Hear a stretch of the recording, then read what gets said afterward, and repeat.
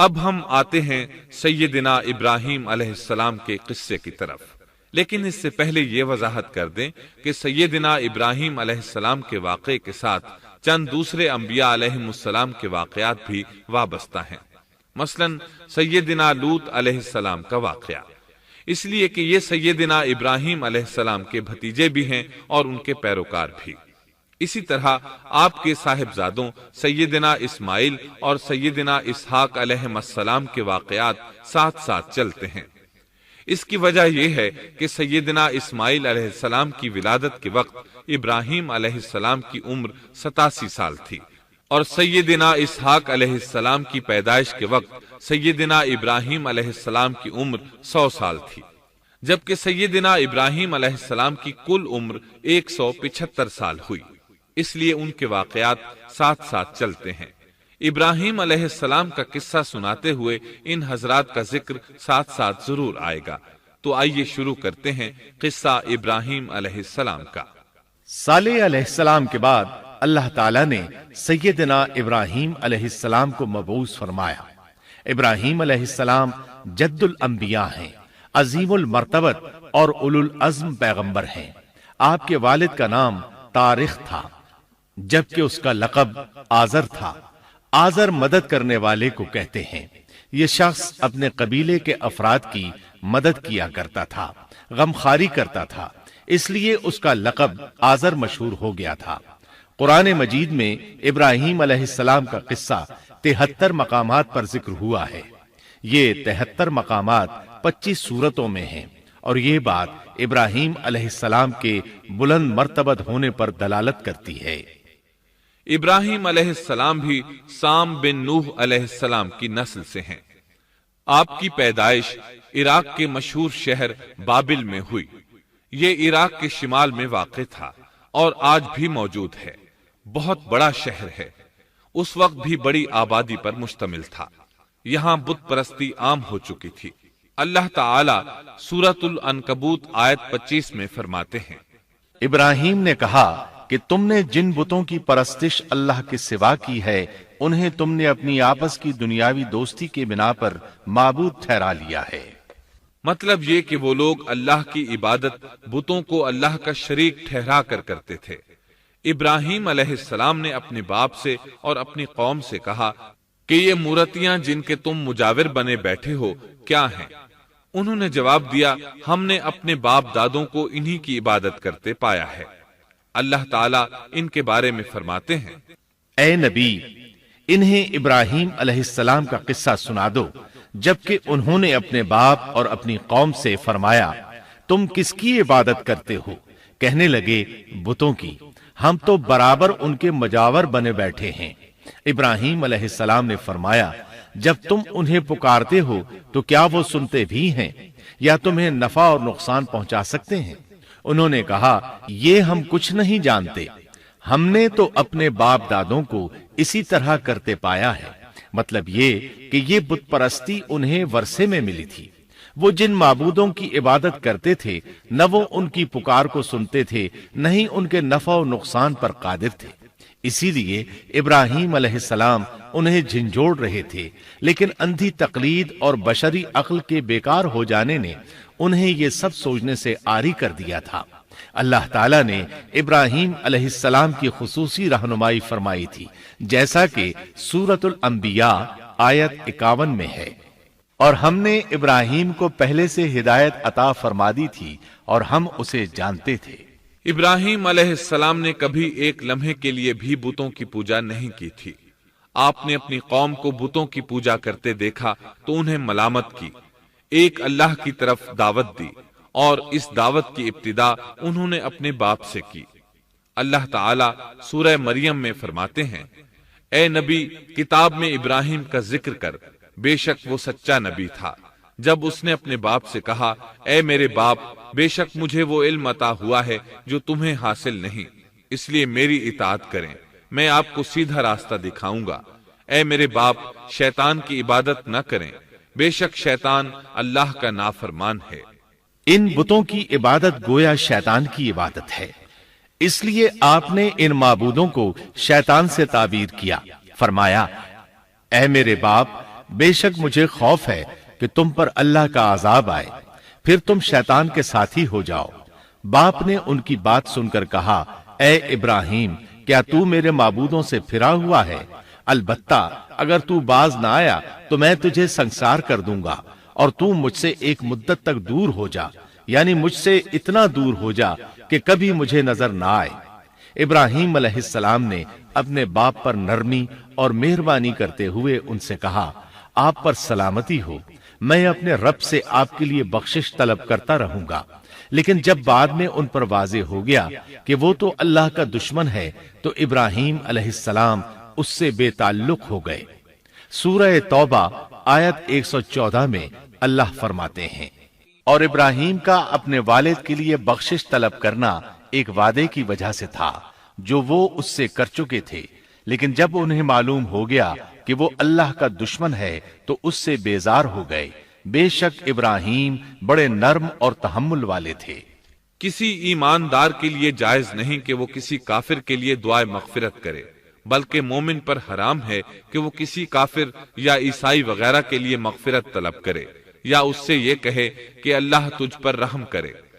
ابراہیم علیہ السلام کے والد نے انہیں دھمکی دی تھی کہ اگر تم اس دعوت سے باز نہ آئے تو میں تمہیں سنسار کر دوں گا۔ اس کے جواب میں ابراہیم علیہ السلام اپنے والد کے ساتھ انتہائی شفقت سے پیش آئے اور اس سے کہنے لگے، میں آپ کے لیے اپنے رب سے استغفار کرتا رہوں گا، اس لیے کہ آپ اپنے والد پر بے حد مہربان تھے۔ اسی لیے اللہ تعالیٰ بھی ابراہیم علیہ السلام پر بے حد مہربان تھے، اور آپ کا لقب خلیل الرحمن رکھ دیا گیا۔ خلت محبت کا وہ انتہائی درجہ ہے جس کے ساتھ دل محبت سے بھر جاتا ہے، یعنی وہ بہت سے لوگوں سے بڑھ کر اللہ تعالیٰ کو محبوب تھے۔ والد کے سخت جواب کے بعد ابراہیم علیہ السلام نے ان سے علیحدگی اختیار کر لی اور انہیں مخاطب کر کے فرمایا، میں تمہیں چھوڑتا ہوں اور جنہیں تم اللہ کے سوا پکارتے ہو ان کو بھی چھوڑتا ہوں، میں اپنے رب کو پکاروں گا۔ مجھے امید ہے میں اپنے رب کو پکار کر محروم نہیں رہوں گا۔ آپ اللہ کے پیارے اور پسندیدہ نبی تھے۔ جب آپ نے اپنی قوم کو توحید کی دعوت دی اس وقت آپ نوجوان تھے، آپ کی عمر 16 سال تھی۔ ساتھ میں آپ اس بات پر غور و فکر بھی کرتے کہ آخر یہ لوگ بتوں کی پوجا کیوں کرتے ہیں۔ آپ کا دل ان کے شرک پر بہت کوڑتا۔ آخر آپ نے مصمم ارادہ کر لیا کہ اس شر اور فساد کی جڑ کو کاٹ کر رہیں گے، یعنی ان بتوں کو توڑ کر رہیں گے۔ آپ اپنی قوم کو بتوں کو توڑ دینے کی دھمکی دیتے رہے۔ اس دھمکی کا ذکر اللہ تعالیٰ نے سورۃ الانبیاء آیت 57 میں کیا ہے، اور اللہ کی قسم میں تمہارے بتوں کا علاج کروں گا جب تم پیٹھ پھیر کر جا چکے ہوگے۔ یہ بات ابراہیم علیہ السلام نے پوشیدہ نہیں اعلانیہ کہی تھی۔ آخر انتظار کا وقت ختم ہوا، عید کا دن آ پہنچا۔ عید کے دن وہ لوگ صبح سویرے گھر سے نکلنے سے پہلے کھانا پکا کر اپنے معبودوں کے سامنے رکھتے تھے، پھر شہر سے باہر ایک میدان میں جمع ہوتے، وہاں کھیلتے کودتے خوشیاں مناتے، ناز سے چلتے پھرتے اور کھانا کھاتے۔ شام کو گھروں کی طرف آتے، صبح بتوں کے پاس جو کھانا رکھ گئے تھے اس کو اٹھاتے اور تبرک سمجھ کر کھا جاتے۔ اپنے معمول کے مطابق انہوں نے عید کی تیاری کر لی، لیکن ابراہیم علیہ السلام تیار نہ ہوئے، اس لیے کہ وہ تو ان کے ساتھ جانے کا ارادہ ہی نہیں رکھتے تھے۔ وہ لوگ جانے سے پہلے ابراہیم علیہ السلام کے پاس آئے اور کہنے لگے، کیا آپ ہمارے ساتھ نہیں جائیں گے؟ سیدنا ابراہیم علیہ السلام نے آسمان کی طرف نگاہ کی اور فرمایا، میں بیمار ہوں۔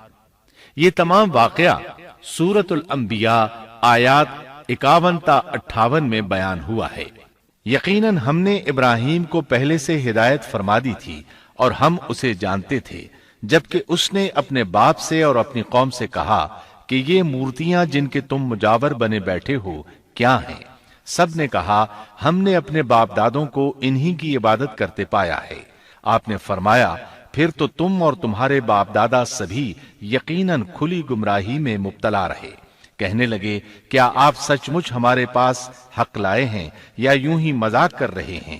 آپ نے فرمایا نہیں نہیں، در حقیقت تم سب کا پروردگار تو وہ ہے جو آسمان و زمین کا مالک ہے، جس نے انہیں پیدا کیا ہے، میں تو ایسی بات کا گواہ اور قائل ہوں، اور اللہ کی قسم میں تمہارے ان معبودوں کا علاج تمہاری غیر موجودگی میں کروں گا۔ پس اس نے ان سب کے ٹکڑے کر دیے، البتہ صرف بڑے بت کو چھوڑ دیا، یہ اس لیے کیا کہ وہ سب اس کی طرف لوٹے۔ ابراہیم علیہ السلام نے لوگوں کے ساتھ عیدگاہ جانے سے انکار کیا اور عذر پیش کیا کہ وہ بیمار ہیں۔ وہ لوگ آپ کو چھوڑ کر چلے گئے۔ بعد میں ابراہیم علیہ السلام ان بتوں کے پاس گئے، دیکھا کہ ان کے سامنے کھانا پڑا ہے۔ چونکہ سب لوگ کھانا لائے تھے اس لیے یہ کھانا بہت زیادہ تھا، لیکن ان جھوٹے معبودوں نے اسے کھانا تو درکنار اس کو چھوا تک نہ تھا۔ ابراہیم علیہ السلام نے انہیں مخاطب کر کے کہا، یہ اتنا کھانا تمہارے سامنے پڑا ہے، تم اس کو کھاتے کیوں نہیں؟ تمہیں کیا ہو گیا کہ بات تک نہیں کرتے؟ پھر پوری قوت سے دائیں ہاتھ سے کلہاڑا مار کر ان کے ٹکڑے ٹکڑے کر دیے، لیکن بڑے بت کو چھوڑ دیا تاکہ سب اسی کی طرف رجوع کریں۔ تمام چھوٹے بتوں کو توڑ کر کلہاڑا اس بڑے بت کے کندھے پر رکھ دیا۔ مشرکین میلے سے لوٹے تو دیکھا ان کے سارے معبود اوندھے منہ ٹوٹے پھوٹے پڑے ہیں، ان کے تمام معبودوں کو توڑ دیا گیا تھا۔ وہ حیران رہ گئے کہ یہ کیسے ہو گیا، کس نے کیا؟ کہنے لگے یہ کام کس ظالم کا ہے، اس نے ہمارے معبودوں کی توہین کی ہے۔ اس وقت جن لوگوں نے ابراہیم علیہ السلام کا وہ کلام سنا تھا انہیں ان کا خیال آ گیا، کہنے لگے وہ نوجوان جس کا نام ابراہیم ہے اسے ہم نے اپنے بتوں کی مذمت کرتے سنا ہے۔ اللہ کی قدرت کہ ابراہیم علیہ السلام کا جو مقصد تھا وہ خود بخود پورا ہو رہا تھا۔ قوم کے لوگ مشورہ کر رہے تھے کہ سب کو جمع کرو اور اسے بلاؤ، پھر اسے سزا دو۔ چنانچہ تمام اہل باطل چھوٹے بڑے جمع ہو گئے، کارروائی شروع ہو گئی۔ کہنے لگے اے ابراہیم، ہمارے معبودوں کے ساتھ یہ لغو حرکت تو نے کی ہے۔ ابراہیم علیہ السلام نے جواب دیا، یہ کام تو اس بڑے بت کا ہے، مجھ سے کیوں پوچھتے ہو؟ تم اپنے معبودوں سے کیوں نہیں پوچھ لیتے کہ ان کے ٹکڑے کس نے اڑائے ہیں؟ ابراہیم علیہ السلام کا جواب سن کر وہ سب سوچ میں پڑ گئے، پھر کہنے لگے ہم نے بڑی غلطی کی، اپنے معبودوں کے پاس کسی کو حفاظت کے لیے نہیں چھوڑا۔ اس قدر واضح بات محسوس کر کے بھی وہ ظالم ایمان نہ لائے، بلکہ شیطان نے ان کے دلوں میں وسوسہ ڈالا اور انہوں نے غور و فکر کر کے کہا، اے ابراہیم، کیا تمہیں علم نہیں یہ تو بے زبان ہیں، یہ بول نہیں سکتے۔ اب ابراہیم علیہ السلام نے فرمایا، تب پھر تم اللہ کے سوا اس چیز کی عبادت کرتے ہو جو تمہیں کچھ بھی نفع نہ دے سکے اور نہ نقصان پہنچا سکے۔ تعجب ہے تم پر اور ان پر بھی جنہیں تم اللہ کے سوا پکارتے ہو، کیا تم میں بالکل عقل نہیں؟ اس طرح ابراہیم علیہ السلام نے ان پر حقیقت خوب اچھی طرح واضح کر دی۔ ان سے فرمایا تم ان کی پوجا کرتے ہو جن کو تم خود تراشتے ہو، یعنی ان کا حال تو یہ ہے کہ تم نے ان کو خود اپنے ہاتھوں سے تراشا اور ان کی عبادت کرنے لگے، جبکہ تمہیں اور تمہاری بنائی ہوئی چیزوں کو اللہ ہی نے پیدا کیا ہے۔ ابراہیم علیہ السلام نے ایک کلہاڑے کی مدد سے ان سب بتوں کو تہس نہس کر دیا تھا۔ یہ اس بات کی واضح ترین نشانی تھی کہ یہ بالکل بے بس ہیں، لیکن اس واضح نشانی کے باوجود وہ اپنے کفر ہی پر ڈٹے رہے اور لگے ابراہیم علیہ السلام کو دھمکیاں دینے۔ کہنے لگے اس کے لیے ایک آتش کدہ بناؤ اور اسے اس دہکتی آگ میں ڈال دو۔ پھر ان لوگوں نے ایک چٹیل میدان کا انتخاب کیا جہاں مٹی نام کی کوئی چیز نہیں تھی۔ اس میدان کو پتھروں کی باڑ کے ساتھ گھیر دیا گیا۔ پھر سب لوگوں کو حکم دیا گیا کہ وہ لکڑیاں جمع کر کے اس گھیری ہوئی جگہ میں رکھیں۔ چنانچہ سب لوگ لکڑیاں جمع کر کے وہاں لانے لگے، یہاں تک کہ عورتوں اور بچوں نے بھی اس کام میں بڑھ چڑھ کر حصہ لیا۔ میدان میں اتنی لکڑیاں جمع ہو گئیں کہ زمین نظر نہیں آتی تھی۔ یہ لکڑیاں زمین پر ایک اونچی دیوار محسوس ہوتی تھیں۔ پھر ان لکڑیوں کو آگ لگائی گئی۔ جب آگ کے شعلے آسمان سے باتیں کرنے لگے تو انہوں نے ابراہیم علیہ السلام کو آگ میں ڈالنے کے لیے ایک جھولا تیار کیا۔ اس میں سیدنا ابراہیم علیہ السلام کو رکھا گیا۔ اس وقت آپ نے یہ دعا پڑھی، حسبنا اللہ ونعم الوکیل، ہمیں اللہ کافی ہے اور وہی بہترین کارساز ہے۔ یہ کلمہ ہر محتاج اور مصیبت زدہ کو پڑھنا چاہیے۔ بخاری میں ہے، رسول اللہ صلی اللہ علیہ وسلم نے فرمایا، حسبنا اللہ و نعم الوکیل ابراہیم علیہ السلام نے اس وقت فرمایا تھا جب انہیں آگ میں پھینکا جانے لگا تھا۔ مطلب یہ کہ ہم اللہ ہی پر بھروسہ کرتے ہیں، اس کے سوا ہمارا کسی پر بھروسہ نہیں۔ بعض روایات میں یہ بھی ہے کہ جب ابراہیم علیہ السلام کو آگ میں ڈالا جانے لگا تو جبریل علیہ السلام آئے اور کہا، اے ابراہیم، کوئی حاجت ہے تو میں حاضر ہوں۔ ابراہیم علیہ السلام نے فرمایا، اگر تم اپنی مرضی سے آئے ہو تو مجھے تمہاری کوئی ضرورت نہیں۔ ایک دوسری روایت میں ہے کہ بارش کے فرشتے نے حاضر ہو کر کہا تھا، اے ابراہیم، مجھے حکم دیجئے میں بارش برسا کر اس آگ کو بجھا دوں۔ لیکن ایسی تمام روایات ضعیف ہیں۔ یوں بھی اللہ کا حکم ان سے پہلے کام کرنے والا تھا۔ اللہ تعالی سورہ انبیاء آیت 69 اور 70 میں فرماتے ہیں، ہم نے کہا، اے آگ ابراہیم پر ٹھنڈی ہو جا اور سلامتی والی ہو جا۔ گو انہوں نے ابراہیم کا برا چاہا، لیکن ہم نے انہیں ہی نقصان پانے والا کر دیا۔ چنانچہ جب ابراہیم علیہ السلام کو آگ میں ڈالا گیا تو وہ ٹھنڈی ہو گئی۔ ابن عباس رضی اللہ عنہما فرماتے ہیں، اگر اللہ تعالیٰ آگ سے یہ نہ فرماتے کہ سلامتی والی ٹھنڈی ہو جا تو وہ اس قدر سرد ہو جاتی کہ اس کی ٹھنڈک سے تکلیف محسوس ہوتی۔ گویا آگ بھی اللہ کے حکم کے بغیر نہیں جلا سکتی، چھری اللہ کے حکم کے بغیر نہیں کاٹ سکتی، اس لیے کہ یہ بھی اللہ کی مخلوق ہیں اور ان کی قدرت بھی اللہ کے پاس ہے۔ وہ چاہے تو ان کو قدرت عطا کر دے، چاہے تو قدرت واپس لے لے۔ آگ کو ٹھنڈا ہونے کا حکم ہوا، وہ ٹھنڈی ہو گئی۔ اس نے نہ ابراہیم علیہ السلام کے کپڑے جلائے، نہ جسم کے کسی حصے کو کوئی نقصان پہنچایا، صرف وہ رسیاں جلائیں جن سے آپ کو باندھا گیا تھا۔ سبحان اللہ۔ لوگ آگ کے گرد اس انتظار میں کھڑے تھے کہ جو ہی انہیں آگ میں پھینکا جائے گا وہ جل کر راکھ ہو جائیں گے، لیکن وہ یہ دیکھ کر حیران رہ گئے کہ ابراہیم علیہ السلام بڑے ناز سے آگ کے درمیان بیٹھے ہیں۔ بعض روایات میں ہے کہ ابراہیم علیہ السلام فرمایا کرتے تھے، مجھے ان دنوں جو راحت اور سکون حاصل تھا ویسا آگ سے نکلنے کے بعد نہیں ہوا۔ لوگ اس معجزے کو دیکھ کر حیرت زدہ تھے۔ پھر ابراہیم علیہ السلام آگ سے نکلے۔ اتنا بڑا معجزہ دیکھنے کے باوجود لوط علیہ السلام کے سوا کوئی شخص پورے بابل شہر سے ان پر ایمان نہ لایا۔ اللہ تعالیٰ فرماتے ہیں، پس ابراہیم پر لوط ایمان لائے۔ مطلب یہ کہ پوری بستی سے لوط علیہ السلام تھے جو آپ پر ایمان لائے تھے، باقی تمام لوگ کفر ہی پر ڈٹے رہے۔ ابراہیم علیہ السلام ان کا رویہ دیکھ کر نا امید ہو گئے کہ اس سے بڑھ کر یہ کون سا معجزہ دیکھنا چاہتے ہیں۔ ان کے بتوں کو توڑ دیا گیا، اپنی آنکھوں سے اللہ کی نشانی ان لوگوں نے دیکھی، پھر بھی یہ ایمان نہیں لائے، چنانچہ آپ نے وہاں سے ہجرت کا ارادہ فرما لیا۔ اس وقت بابل پر نمرود نامی بادشاہ کی حکومت تھی۔ کہا جاتا ہے کہ زمین کے بیشتر حصے پر اسی کی حکمرانی تھی۔ جب اس کے پاس یہ خبریں پہنچیں کہ ابراہیم علیہ السلام کو آگ میں ڈالا گیا لیکن آگ نے انہیں نہیں جلایا، تو اس نے ابراہیم علیہ السلام کو اپنے دربار میں پیش کرنے کا حکم دیا۔ ابراہیم علیہ السلام کو وہاں لایا گیا۔ نمرود نے ان سے ان کے رب کے بارے میں سوال کیا۔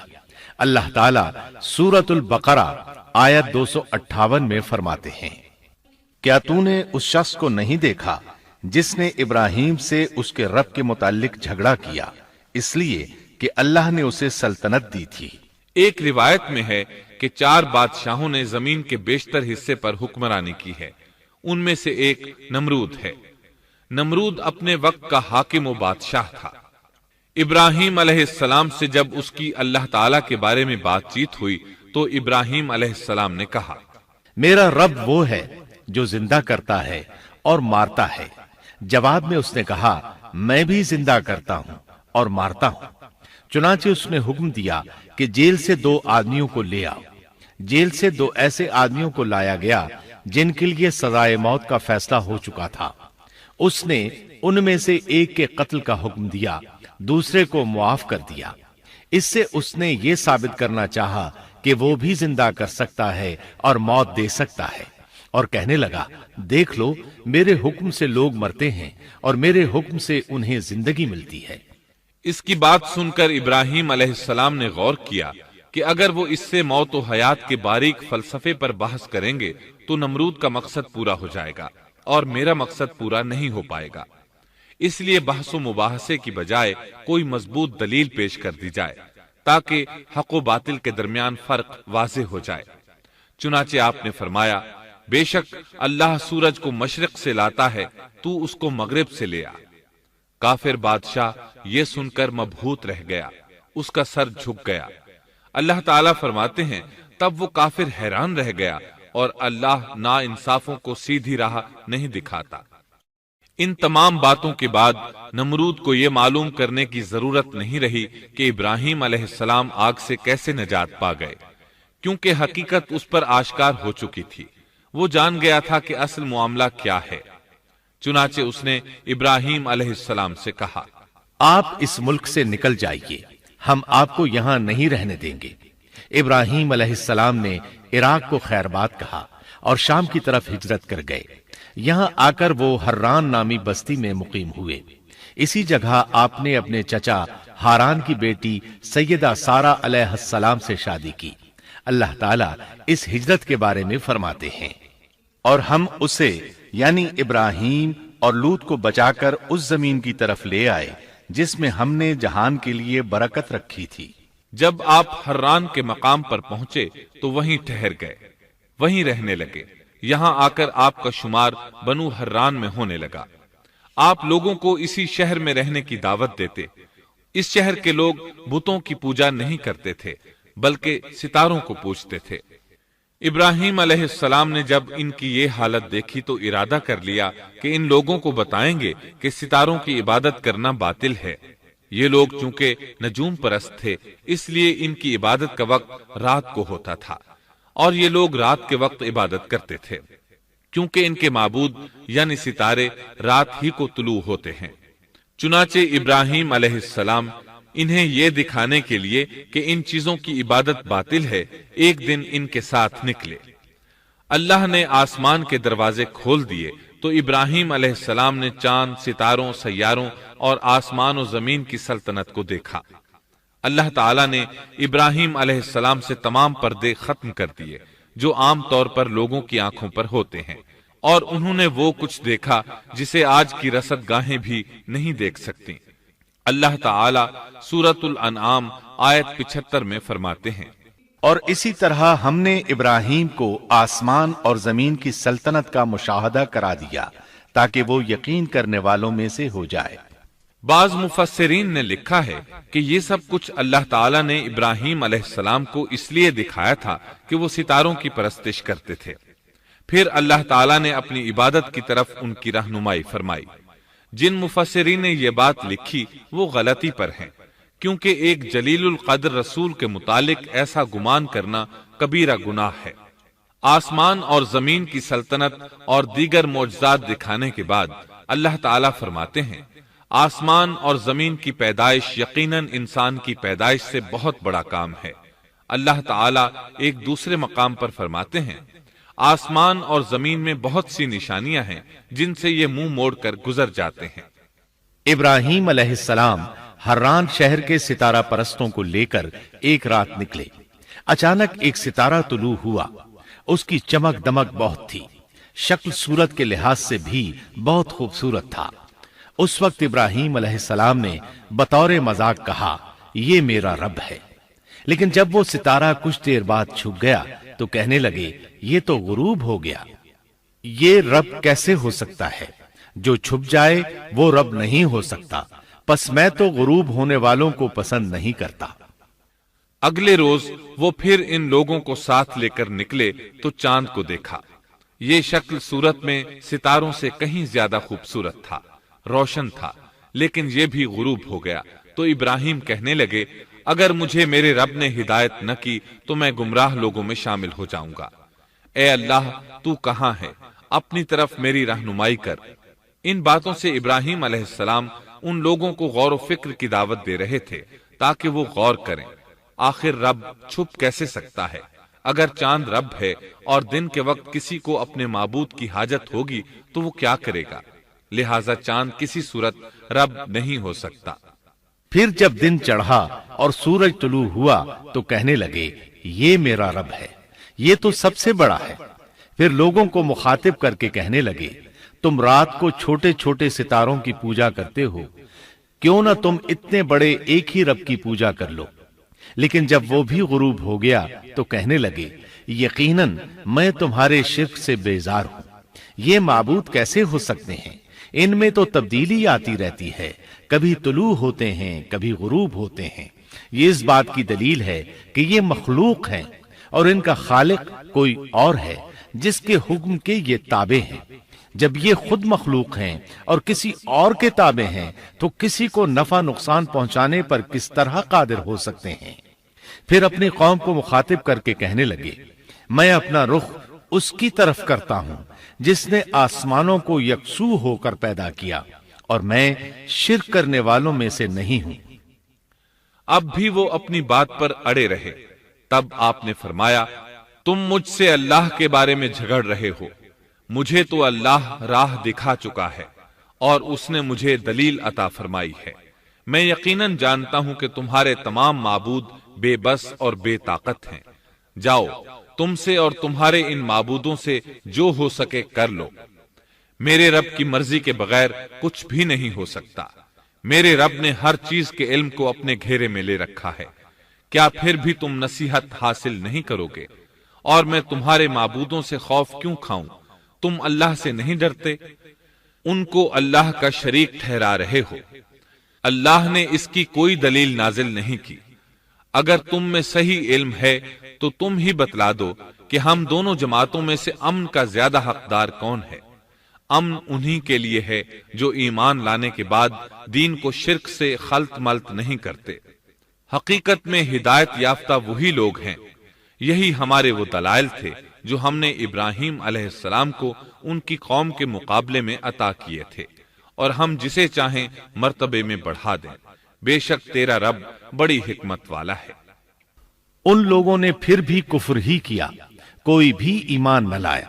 چنانچہ ابراہیم علیہ السلام نے ایک بار پھر ہجرت کی اور مصر جا پہنچے۔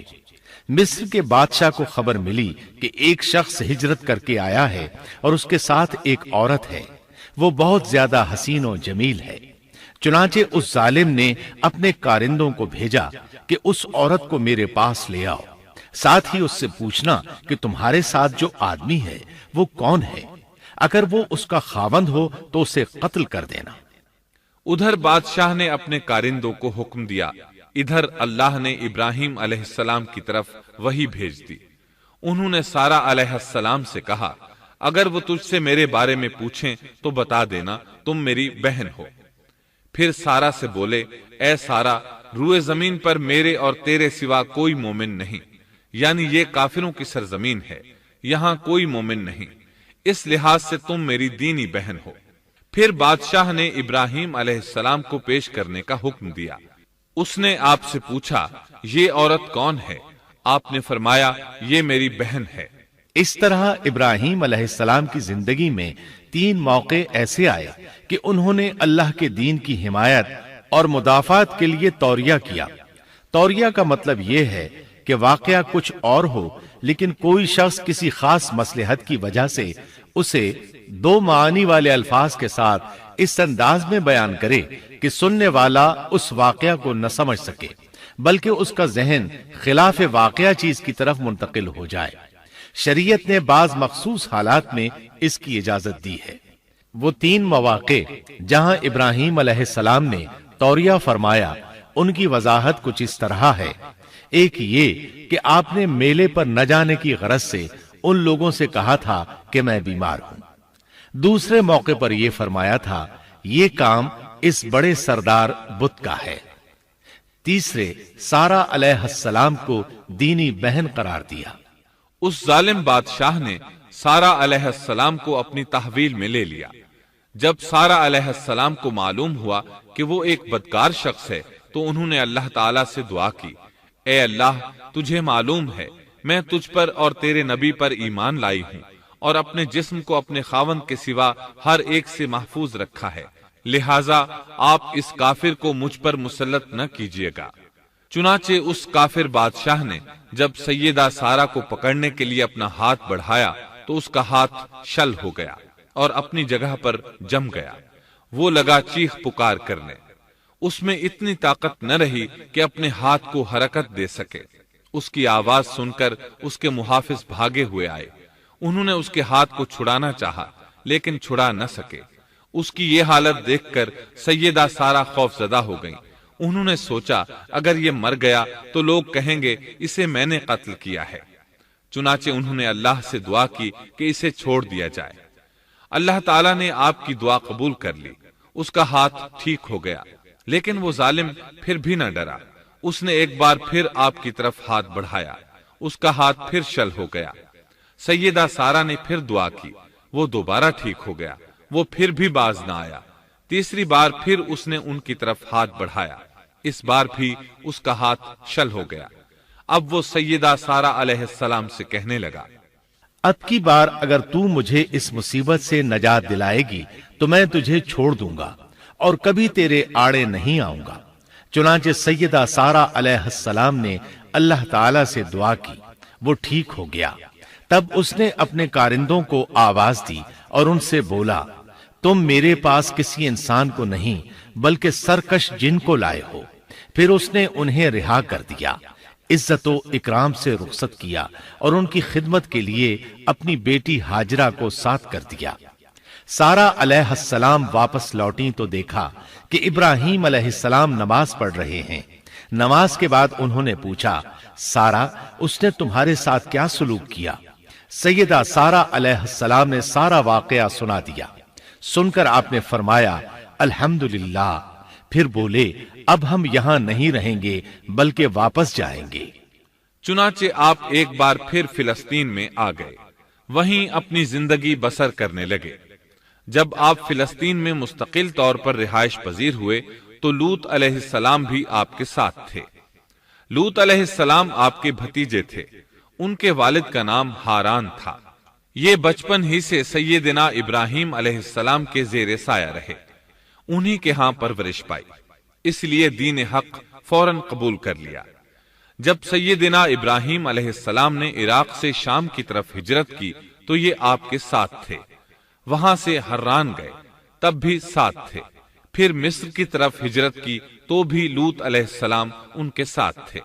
آخر کار جب آپ نے مصر کو بھی خیر بات کہا اور فلسطین آ گئے تب بھی یہ ساتھ تھے۔ اب ابراہیم علیہ السلام نے لوط علیہ السلام کو حکم دیا کہ وہ بستی سدوم کی طرف چلے جائیں، اس لیے کہ اس بستی کے لوگ کفر کی انتہائی گہرائی میں جا چکے ہیں، انہیں کفر و شرک سے نکالنے کے لیے وہاں جائیں، انہیں اللہ کے احکام سنائیں، اللہ کی طرف دعوت دیں۔ چنانچہ لوط علیہ السلام تو اس طرف روانہ ہو گئے اور ادھر فلسطین میں صرف 3 مسلمان رہ گئے، ابراہیم علیہ السلام، ان کی زوجہ محترمہ سیدہ سارہ اور سیدہ ہاجرہ علیہم السلام وہیں رہائش پذیر رہے اور لوگوں کو مسلسل اللہ کی طرف دعوت دیتے رہے۔ یہاں یہ بے شمار مال و دولت کے بھی مالک بن گئے۔ جب ان کی عمر 85 یا 86 سال ہوئی تو سارہ علیہ السلام نے سوچا، میں بانجھ ہوں، میرے خاوند بوڑھے ہیں لیکن اولاد کی تمنا ہے، تو کیوں نہ میں اپنی لونڈی ہاجرہ ہدیے اور تحفے کے طور پر ابراہیم علیہ السلام کو دے دوں۔ چنانچہ ہاجرہ ابراہیم علیہ السلام کو مل گئیں، انہوں نے ان سے شادی کر لی۔ اللہ رب العزت نے جلد ہی ان کے بطن سے آپ کو اسماعیل علیہ السلام عطا فرمائے۔ ہاجرہ علیہ السلام کے ماں بننے پر اور ان کی اولاد کو دیکھ کر سیدہ سارہ علیہ السلام کو فطری طور پر غیرت کا احساس ہوا۔ اللہ کی قدرت دیکھیے، خود ہی انہیں ہاجرہ کو تحفے میں دیا تاکہ اولاد حاصل ہو، اور جب وہ ماں بن گئیں تو اب غیرت محسوس کر رہی ہیں۔ اپنی اس کیفیت سے مجبور ہو کر سیدہ سارہ نے ابراہیم علیہ السلام سے کہا، آپ مجھے اس کے ساتھ ایک جگہ پر نہ رکھیں۔ مورخین اور سیرت نگار لکھتے ہیں کہ ہاجرہ علیہ السلام ایک نطاق پہنا کرتی تھی، یعنی وہ جسم کے درمیان ایک لمبا کپڑا لٹکا لیتی تھیں تاکہ وہ کپڑا گھسٹ گھسٹ کر قدموں کے نشانات مٹا دے اور سارا کو نظر نہ آئے، کیونکہ سارا غیرت کی حد کو پہنچ چکی تھی۔ ابراہیم علیہ السلام نے جب سارا علیہ السلام کے اندر غیرت کے آثار دیکھے تو ہاجرہ کو ان کی نگاہوں سے دور کر دیا۔ ادھر اللہ کا حکم بھی نازل ہو گیا کہ اپنی بیوی ہاجرہ اور دودھ پیتے بچے اسماعیل کو ساتھ لے لیں اور مکہ کی طرف رخ کر لیں۔ ابراہیم علیہ السلام مکہ کی طرف روانہ ہوئے، یہاں تک کہ مکہ پہنچ گئے۔ یہ جگہ اس وقت بالکل ویران اور بے آباد تھی، نہ کوئی انسان تھا، نہ پانی، نہ نباتات کے آثار تھے، غرض کوئی چیز نظر نہیں آتی تھی، بس پہاڑوں کے درمیان ایک بے آب و گیاہ میدان تھا۔ یہی وہ مقدس اور تاریخی وادی تھی جہاں ابراہیم علیہ السلام اپنی زوجہ اور لخت جگر کو چھوڑ کر واپس پلٹے۔ سیدہ ہاجرہ علیہ السلام کو بہت حیرت ہوئی، انہیں یہ امید نہیں تھی کہ ان کے خاوند انہیں ایک بے آباد جگہ تنہا چھوڑ کر چل دیں گے، اس پر بچے کی ذمہ داری الگ تھی۔ چنانچہ انہوں نے ابراہیم علیہ السلام کو آواز دی، لیکن انہوں نے مڑ کر بھی نہ دیکھا۔ اب وہ ان کے پیچھے آئیں اور قریب پہنچ کر بولی، اے ابراہیم، ہمیں کہاں چھوڑے جا رہے ہو؟ یہاں نہ پانی، نہ خوراک، نہ کوئی انسان۔ ابراہیم علیہ السلام نے پھر بھی کوئی جواب نہ دیا، کوئی پریشانی بھی ظاہر نہ کی اور چلتے رہے۔ سیدہ ہاجرہ بھی آپ کے پیچھے چلتی رہیں اور پوچھتی رہیں کہ ہمیں کس کے حوالے کر کے جا رہے ہیں؟ یہاں تو کوئی بھی جاندار نہیں، مکمل طور پر بے آباد علاقہ ہے۔ لیکن انہوں نے اب بھی کوئی توجہ نہ دی۔ آخر سیدہ ہاجرہ نے کہا، کیا آپ کو اللہ نے اس کام کا حکم دیا ہے؟ اب آپ نے جواب میں فرمایا، ہاں۔ تب سیدہ ہاجرہ بولی، اگر یہ بات ہے تو اللہ تعالی ہرگز ہمیں ضائع نہیں ہونے دے گا۔ جب انسان اللہ کے احکام کو بجا لائے تو اس کے دل سے فقر و فاقے کا خوف نکل جاتا ہے اور اللہ اسے طرح طرح کے انعامات سے نوازتا ہے۔ انسان جب تک اللہ کے احکام کو بجا لاتا رہے گا تب تک اللہ کی نصرت اور اس کی تائید شامل حال رہے گی۔ چنانچہ جوں ہی ہاجرہ علیہ السلام کو پتا چلا کہ انہیں تنہا چھوڑ جانا اللہ کے حکم کی بنا پر ہے تو فوراً یقین بھرے لہجے میں بولی، تب اللہ ہمیں ضائع نہیں کرے گا۔ یہ کہہ کر وہ اپنے شیر خوار بچے کی طرف پلٹ گئیں۔ خوراک اور پانی چند دن میں ختم ہو گئے، پانی کا ایک قطرہ پاس نہ رہا۔ اب پانی کی تلاش شروع کی، لیکن اپنے لیے تو درکنار، ماں کو بیٹے کے لیے بھی پانی نہ ملا نہ خوراک۔ اب بچہ لگا بھوک سے بلکنے، خوراک نہ ملنے کی وجہ سے ماں کا دودھ بھی خشک ہو گیا تھا۔ عورت کتنی بھی باحوصلہ ہو اپنے بچے کو بھوک سے بلکتے نہیں دیکھ سکتی۔ اب انہوں نے بچے کو وہیں چھوڑا اور تیزی سے قریبی پہاڑی صفا کی طرف لپکی۔ اوپر چڑھ کر ادھر ادھر نظر دوڑائی کہ شاید کسی طرف پانی یا خوراک نظر آ جائے یا کسی انسان کی جھلک نظر آ جائے۔ جب کچھ نظر نہ آیا تو نشیب کی طرف چلی، ساتھ میں بچے کی طرف بھی دیکھتی جاتی تھی۔ نشیب میں پہنچی تو بچہ نظروں سے اوجھل ہو گیا۔ اس پر اور بے چین ہوئی اور بلندی کی طرف دوڑی۔ اس طرح مروہ پہاڑی پر چڑھ گئیں۔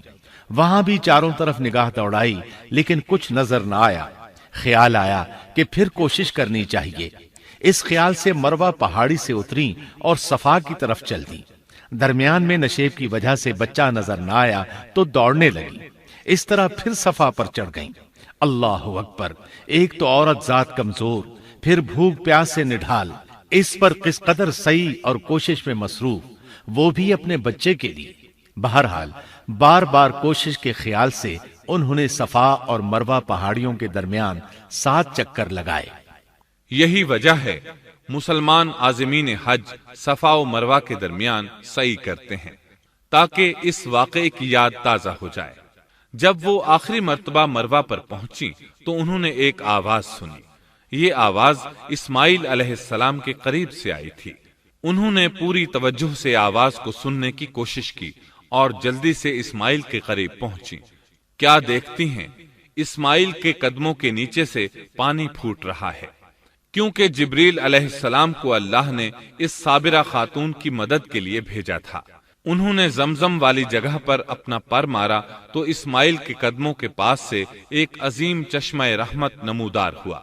مستقبل کے پیغمبر کے قدموں کے نیچے سے اللہ نے جبریل فرشتے کے ذریعے زمین پھاڑ کر پانی نکال دیا۔ یہی آب زمزم کا آغاز تھا۔ ہاجرہ علیہ السلام پانی کو آنکھیں پھاڑ پھاڑ کر حیرت سے دیکھ رہی تھی۔ ان کی خوشی کی انتہا نہ رہی جب انہوں نے دیکھا پانی پھوٹ پھوٹ کر چاروں طرف بہ رہا ہے۔ زمین ہموار تھی، اس لیے انہوں نے زمین کو کھودنا شروع کر دیا تاکہ پانی ادھر ادھر نہ بہ جائے۔ پھر انہوں نے اس گڑھے کے چاروں طرف پتھر رکھ دیے اور زبان سے بولی، زم زم، اس کا مطلب ہے رک جا۔ نبی اکرم صلی اللہ علیہ وسلم کا فرمان ہے، اللہ اسماعیل کی والدہ پر رحم فرمائے، اگر وہ جلد بازی سے کام نہ لیتی تو زمزم ایک بہنے والا چشمہ ہوتا۔ لیکن انہوں نے اس کے گرد بند باندھ دیا۔ انہیں دراصل اس وقت پانی کی شدید ضرورت تھی، اس لیے انہوں نے پانی کو اپنے پاس جمع کر لیا تاکہ بہہ کر ضائع نہ ہو جائے۔ انہوں نے اسماعیل کو پانی پلایا، خود بھی خوب پیا، اور یہ اللہ تعالی کی طرف سے ان کی مہمان نوازی تھی۔ وہاں کوئی اور انسان نہیں تھا، نہ کھانے کی کوئی چیز تھی، بس یہی آب زمزم ان کے لیے کھانے اور پینے کا کام دے رہا تھا۔ اب چونکہ زمزم ایک چشمہ بن گیا تھا، اس لیے پرندے بھی آنے لگے۔ انہی دنوں عرب کے قبیلوں میں سے ایک قبیلہ بنو جرہم یمن کو خیر باد کہہ کر اس طرف آ رہا تھا۔ یمن میں ایک بہت بڑا ڈیم تھا۔ پہاڑوں کے درمیان انہوں نے پانی کو روک کر ایک بہت بڑا بند قائم کر رکھا تھا۔ اس سے پورا سال آسانی سے کھیتی باڑی کرتے تھے۔ اس ڈیم کی بدولت ان کا آب پاشی کا نظام بہت اچھا تھا۔ جب اس ڈیم کو اللہ تعالیٰ نے توڑا تو تمام لوگ وہاں سے منتشر ہو گئے اور جزیرہ عرب کے اطراف میں منتقل ہونے لگے۔ وہیں سے ہجرت کرنے والا ایک قبیلہ بنو جرہم تھا۔ یہ لوگ بنیادی طور پر عرب تھے۔ یہ قبیلہ سفر میں رہتا، جہاں کہیں پانی اور چراگاہ نظر آتے وہیں پڑاؤ ڈال دیتے۔ جب وہاں خوراک ختم ہو جاتی تو آگے سفر شروع کر دیتے۔ چونکہ وہ بہت بڑے تاجر تھے، اس بنا پر ان راستوں سے خوب واقف تھے۔ انہیں چشموں کا خوب علم تھا۔ ملک شام کی طرف بھی ان کی آمد و رفت تھی۔ یہ قبیلہ بنو جرہم مکہ کے قریب پہنچا تو فضا میں پرندوں کو منڈلاتے پایا۔ کہنے لگے، ان پرندوں کی موجودگی میں ضرور کوئی راز ہے۔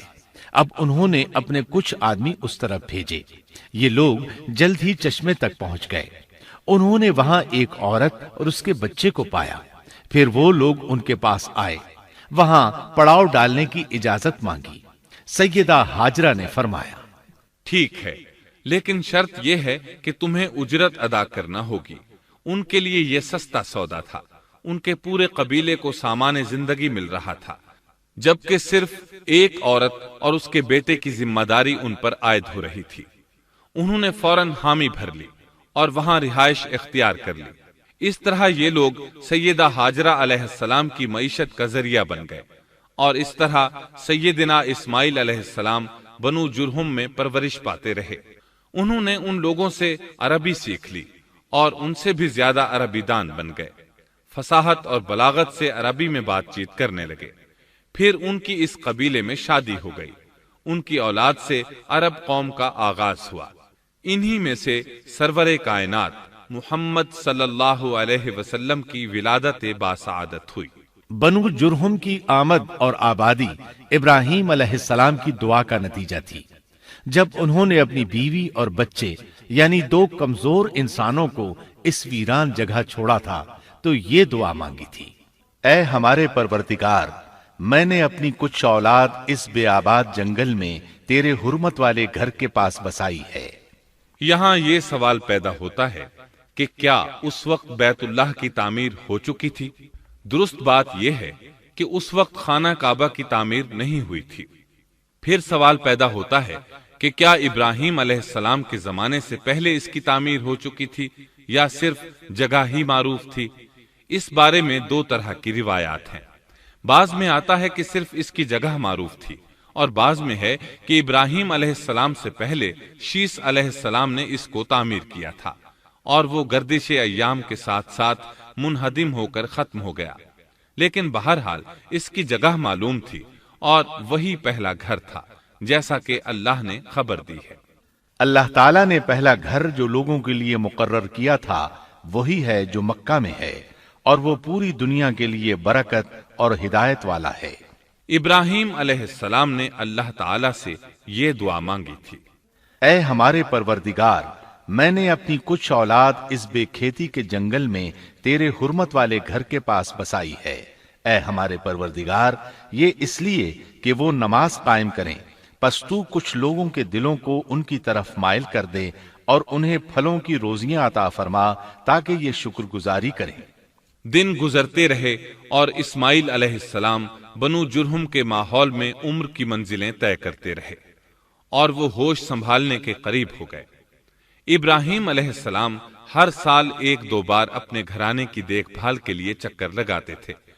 جب اسماعیل علیہ السلام نے ہوش سنبھالا تو ایک بار پھر ایک عظیم آزمائش کا وقت آ گیا۔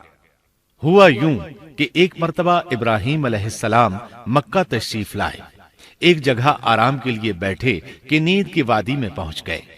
نیند میں انہوں نے خواب دیکھا کہ اپنے لخت جگر کو اپنے ہاتھ سے ذبح کر رہے ہیں، ساتھ ہی آنکھ کھل گئی۔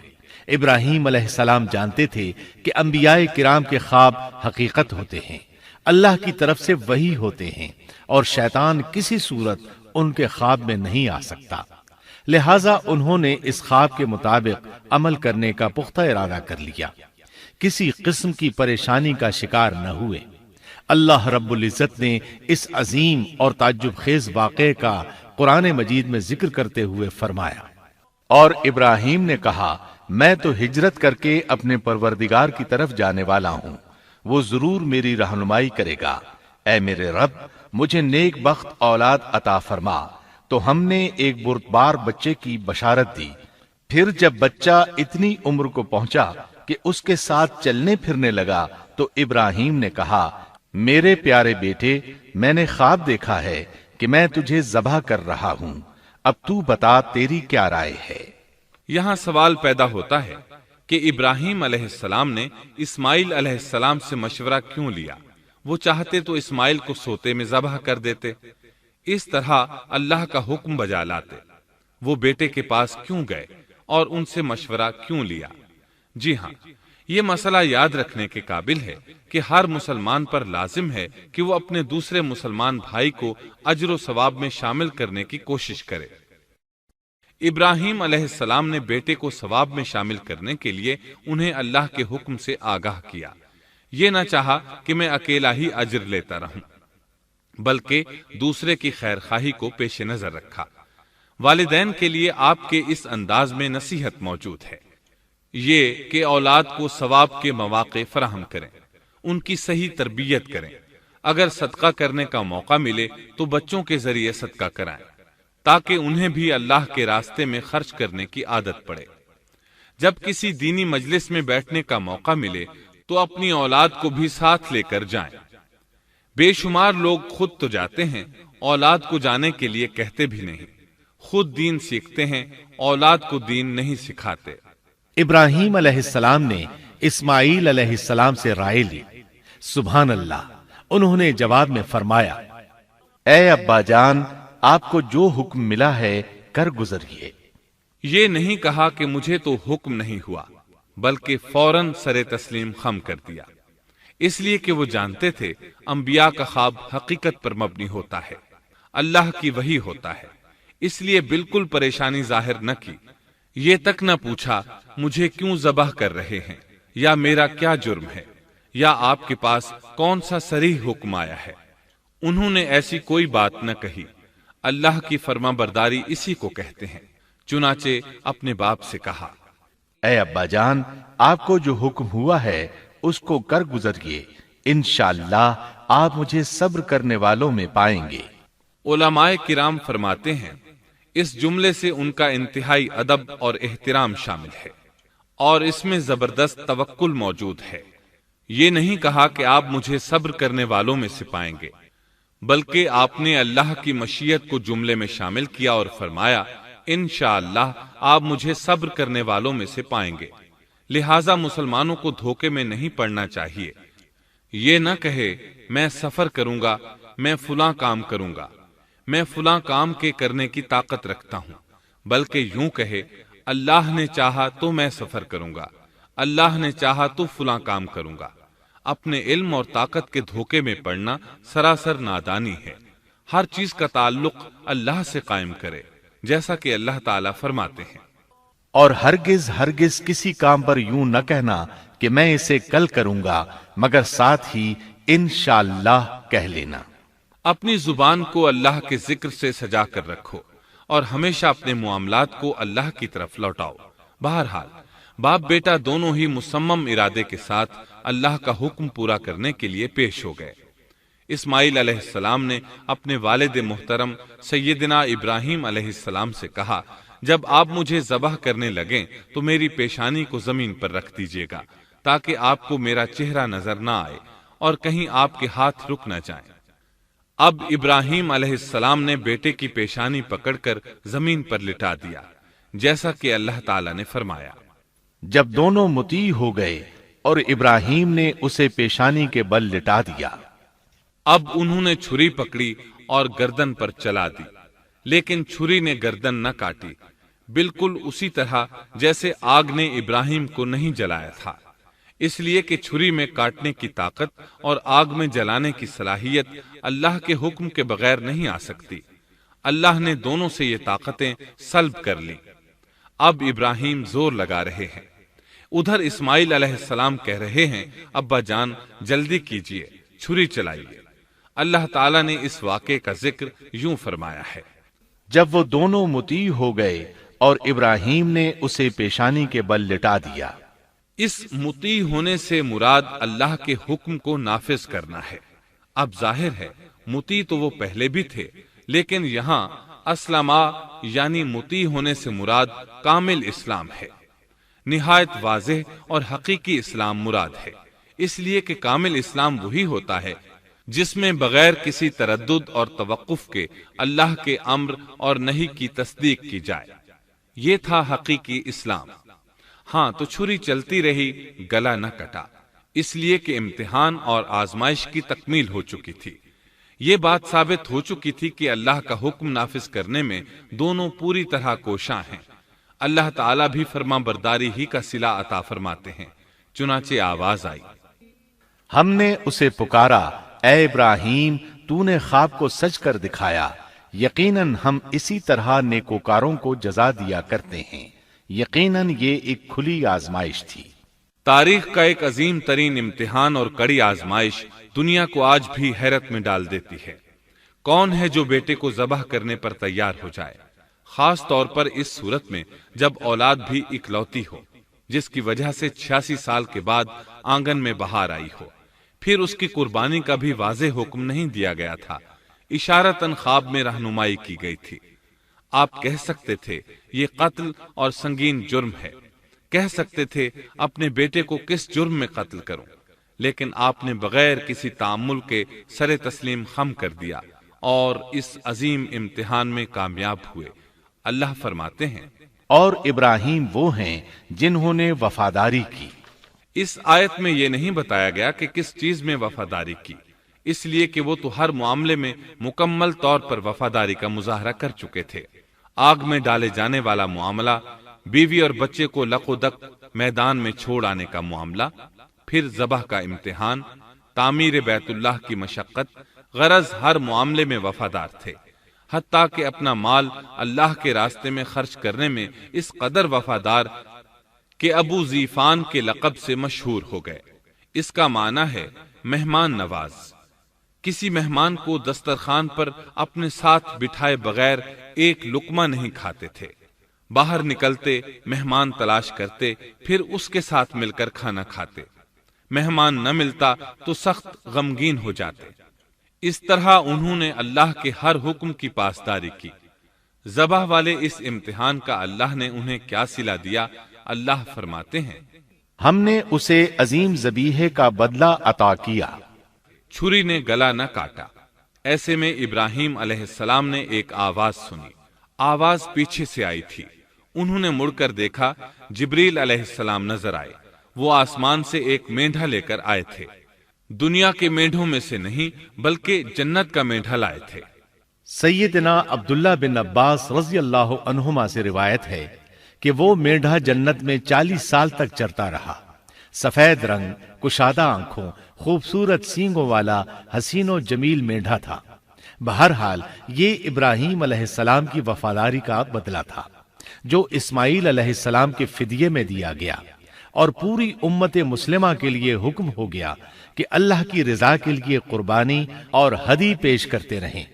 کعبے کے پاس حرم الہی میں ہر سال یہ سنت ادا کی جاتی ہے، اور ان کے ساتھ ساتھ پوری زمین کے تمام خطوں پر بسنے والے مسلمان بھی اس عظیم فرمانبرداری کی علامت کے طور پر قربانیاں پیش کرتے ہیں۔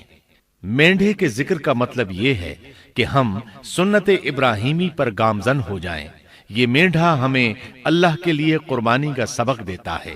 ہمیں چاہیے سنت ابراہیمی کی اقتدا کرتے ہوئے ہم اپنی جانوں، اپنی اولاد اور اپنے مالوں کو اللہ کی راہ میں قربان کرنے کے لیے تیار ہو جائیں۔ اللہ تعالیٰ فرماتے ہیں، اور ہم نے اسے عظیم ذبیحہ عطا کیا اور ہم نے اس کا پچھلوں میں ذکر خیر چھوڑا، سلامتی ہو ابراہیم پر۔ اسی طرح ہی ہم نیکوکاروں کو جزا دیتے ہیں، یقیناً وہ ہمارے مخلص بندوں میں سے تھا۔ اور اسی طرح اللہ فرماتے ہیں، اور ہم نے اسے نیکوکار نبی اسحاق کی ولادت کی خوشخبری سنائی۔ یہ خوشخبری فلسطین کی طرف واپس لوٹنے کے بعد سنائی گئی۔ ایک اکلوتے بیٹے کی قربانی کے لیے تیار ہو جانے کے صلے میں اور سارہ علیہ السلام کی عظمت اور تکریم کے مد نظر اللہ تعالی نے اسحاق کی خوشخبری سنا دی۔ یہ آیت ذبح کے واقعے کے بعد اللہ تعالی نے ذکر فرمائی ہے، اس لیے معلوم ہوا پچھلی آیات میں اسحاق کے علاوہ کسی اور بیٹے کا ذکر ہوا ہے، اور وہ اسماعیل علیہ السلام ہی تھے، جبکہ یہودی روایات میں اسحاق علیہ السلام کو ذبیح قرار دیا جاتا ہے۔ یہ بالکل غلط ہے۔ ذبح کے واقعے کے بعد اسحاق علیہ السلام کی بشارت مل رہی ہے، پھر بھلا وہ پیدا ہونے سے پہلے ہی ذبیح کیسے بن گئے؟ اس لیے یہ قطعی بات ہے کہ اسماعیل علیہ السلام ہی ذبیح ہیں۔ اس کے کئی اور بھی دلائل ہیں جن کے ذکر کرنے کا یہاں موقع نہیں۔ بہرحال اس عظیم آزمائش میں بے مثال کامیابی کے بعد ابراہیم علیہ السلام فلسطین آئے اور 120 سال کی عمر میں اسحاق علیہ السلام کی بشارت ملی، جبکہ سارہ علیہ السلام کی عمر 90 سال تھی۔ ان پر بڑھاپا طاری ہو چکا تھا۔ ایسے میں 3 فرشتے آئے۔ وہ تو قوم لوط کی تباہی کے لیے آئے تھے۔ راستے میں اللہ کے حکم سے ابراہیم علیہ السلام اور ان کی اہلیہ سارہ کو خوشخبری سنائی، اور اس غرض کے لیے وہ انسانی شکل میں آئے تھے۔ ابراہیم علیہ السلام تو پہلے ہی بہت مہمان نواز تھے۔ انہیں دیکھ کر بہت خوش ہوئے کہ مہمان آ گئے۔ فرشتوں نے انہیں سلام کیا۔ ابراہیم علیہ السلام نے سلام کا جواب دیا۔ وہ حیرت زدہ تھے کہ یہ لوگ ان کی بستی کے رہنے والے تو ہیں نہیں، لیکن ان پر سفر کے نشانات بھی نہیں ہیں، جیسا کہ دور سے چل کر آنے والوں میں ہوتے ہیں۔ نہ ان کے پاس سواریاں ہیں۔ قرآن مجید میں آتا ہے، فرشتوں نے سلام کیا تو ابراہیم نے بھی سلام کیا اور دل میں خیال کیا یہ اجنبی لوگ ہیں۔ پھر وہ اپنی مہمان نوازی کی عادت کے مطابق انہیں اندر لے آئے، ان کے لیے کھانے کا انتظام کیا۔ اللہ تعالیٰ فرماتے ہیں، ہمارے بھیجے ہوئے فرشتے ابراہیم کے پاس خوشخبری لے کر آئے تو انہوں نے سلام کیا۔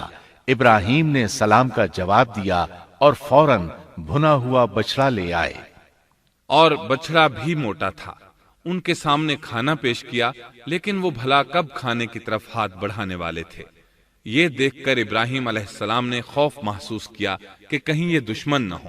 اس وقت فرشتوں نے کہا، ابراہیم نہ ڈر، ہم تو قوم لوط کی طرف بھیجے گئے ہیں۔ جب انہوں نے یہ باتیں کی تو سارہ علیہ السلام پاس کھڑی تھیں۔ وہ ہنسنے لگی۔ وہ خوشخبری سے پہلے کیوں ہنس پڑی؟ علماء اس بارے میں کہتے ہیں کہ جب انہوں نے سنا یہ فرشتے لوط علیہ السلام کی بستی کو تباہ کرنے جا رہے ہیں تو ان کے خاتمے کی خبر سن کر وہ ہنستی۔ اس کے بعد فرشتوں نے یہ خوشخبری سنائی، ہم نے اسے اسحاق کی پیدائش کی خوشخبری دی اور اسحاق کے بعد یعقوب پوتے کی بھی خوشخبری دی۔ بہت جلد ہی ہم اسحاق سے تیری ویران گود کو آباد کریں گے، اور تو اپنی زندگی میں اس کے بیٹے یعقوب کو بھی دیکھ لے گی۔ اب 3 بشارتیں جمع ہو گئیں۔ بیٹا پیدا ہوگا، لمبی عمر ملے گی یعنی بیٹا جوان ہوگا، اور پھر وہ اپنے پوتے کو بھی دیکھے گی۔ اس سے بڑھ کر کیا عزت اور تکریم ہو سکتی ہے؟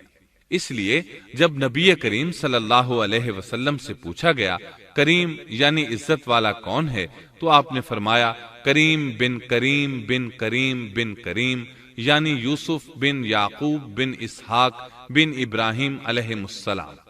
مطلب یہ کہ نبی بن نبی بن نبی بن نبی۔ یہ یوسف علیہ السلام کی شان ہے کہ خود بھی کریم، باپ بھی کریم، دادا بھی کریم اور پردادا بھی کریم۔ اس سے بڑھ کر عزت افزائی کیا ہو سکتی ہے؟ بہرحال فرشتوں نے انہیں خوشخبری دی۔ پھر انہوں نے ابراہیم کو ایک صاحب علم لڑکے کی بشارت دی۔ خوشخبری سن کر سیدہ سارہ حیران ہوئی، مارے حیرت کے منہ سے ہلکی سی چیخ نکل گئی۔ انہوں نے اپنے رخسار پر ہاتھ مارا جیسا کہ عورتوں کی عادت ہوتی ہے، کہنے لگی ہائے افسوس، کیا میں بچہ جنوں گی حالانکہ میں بانجھ ہوں اور میرے خاوند بوڑھے ہیں؟ یہ تو حیرت کی بات ہے۔ ایک دوسری جگہ اللہ تعالیٰ نے یہ الفاظ فرمائے، کہنے لگی میں بوڑھی اور بانجھ ہوں، بھلا میں بچے کو کیسے جنم دوں گی؟ اس پر فرشتوں نے کہا تو اللہ کے حکم پر تعجب کرتی ہے، اے اہل بیت، یہ تو اللہ کی تم پر رحمت اور برکت ہے، وہ بہت بزرگ اور قابل تعریف ہے۔ دوسری آیت میں ہے انہوں نے کہا اسی طرح تیرے رب نے فیصلہ کیا ہے اور ہمیں کہا ہے، یقیناً وہ بہت حکمت والا ہے اور علم رکھنے والا ہے۔ یہ تھی اسحاق علیہ السلام کی ولادت کی خوشخبری۔ ابراہیم علیہ السلام مکے میں سیدنا اسماعیل علیہ السلام سے ملنے کے لیے آتے رہتے تھے۔ ایک روز آئے تو ان سے کہا اے میرے بیٹے، اللہ تعالیٰ نے مجھے حکم دیا ہے کہ اس مقام پر اللہ کا گھر تعمیر کرنا۔ اسماعیل علیہ السلام نے فوراً کہا میں حاضر ہوں۔ اس طرح انہوں نے کھدائی شروع کی۔ ایسے میں انہیں شیش علیہ السلام کی تعمیر کے آثار نظر آئے۔ انہوں نے اس پر تعمیر شروع کر دی۔ ایک روایت میں یہ بھی ہے کہ انہوں نے فرشتوں والی بنیادوں کے آثار بھی دیکھے۔ نبی کریم صلی اللہ علیہ وسلم کی جوانی کے دنوں میں جب مکے کے قریش نے کعبے کی تعمیر نئے سرے سے کی تو انہوں نے اس کی بنیادوں کو گہرا کرنا چاہا۔ وہ کھدائی کرتے ان سبز پتھروں تک پہنچ گئے جو پہاڑوں کی چوٹیوں کی طرح نظر آ رہے تھے۔ انہوں نے ان پتھروں کو نکالنا چاہا۔ ایک شخص نے کدال کے ذریعے ایک پتھر کو باہر نکالا تو اس کے نیچے سے اتنا نور نکلنے لگا کہ قریب تھا وہ شخص اندھا ہو جاتا۔ پھر پتھر خود بخود نیچے جا گرا اور اپنی جگہ پر جم گیا۔ اس کے بعد لوگوں نے ان پتھروں کو ہاتھ نہ لگایا اور تعمیر شروع کر دی۔ قرآن مجید میں تعمیر کعبہ اور بیت اللہ کا تذکرہ اس طرح آیا ہے، اور جب ہم نے بیت اللہ کے مکان میں ابراہیم کو جگہ دی اور فرمایا کہ میرے ساتھ شرک نہ کرنا اور میرے گھر کو طواف، قیام اور رکوع و سجود کرنے والوں کے لیے پاک رکھنا، اور فرمایا بے شک لوگوں کے لیے جو پہلا گھر تعمیر کیا گیا ہے وہ مکہ میں ہے، وہ جہان والوں کے لیے برکت اور ہدایت کا ذریعہ ہے، اس میں واضح نشانیاں ہیں، مثلا مقام ابراہیم، تو جو کوئی حرم میں داخل ہوگا وہ امن میں آ جائے گا۔ اور یاد کرو اس وقت کو جب ابراہیم کو اس کے پروردگار نے کئی باتوں کے ذریعے آزمایا، وہ ان میں پورے اترے تو اللہ نے فرمایا میں آپ کو تمام لوگوں کا امام بنا رہا ہوں۔ ابراہیم نے کہا اے میرے رب، میری اولاد میں سے بھی امام بنائیے۔ جواب میں اللہ نے فرمایا میرا امامت کا وعدہ ظالم لوگوں کے لیے نہیں ہے۔ اور اس وقت کو یاد کرو جب ہم نے بیت اللہ کو ثواب اور امن کی جگہ بنا دیا اور لوگوں نے مقام ابراہیم کو جائے نماز بنا لیا۔ ہم نے ابراہیم کو حکم دیا کہ میرے گھر کو طواف، اعتکاف، رکوع اور سجود کے لیے پاک رکھو، اور وہ وقت بھی یاد رکھو جب ابراہیم نے دعا کی اے پروردگار اس شہر کو امن والا بنا دے اور اس کے مومن بندوں کو پھلوں کا رزق عطا کر۔ اللہ تعالیٰ نے فرمایا میں کافروں کو بھی تھوڑا فائدہ دوں گا، پھر انہیں آگ کے عذاب کی طرف بے بس کر دوں گا، یہ پہنچنے کی جگہ بری ہے۔ اور وہ وقت یاد کرو جب ابراہیم اور اسماعیل بیت اللہ کی بنیادوں کو بلند کر رہے تھے اور دعا مانگ رہے تھے، اے ہمارے رب، ہماری محنت کو قبول فرما، تو دعا کو سننے والا، جاننے والا ہے، اور ہمیں اپنا فرما بردار بنا، ہماری اولاد میں سے بھی ایک فرما بردار گروہ بنا، اور ہمیں عبادت کا طریقہ سکھا، اور ہم پر رجوع فرما، کیونکہ تو ہی توبہ قبول کرنے اور رحم فرمانے والا ہے۔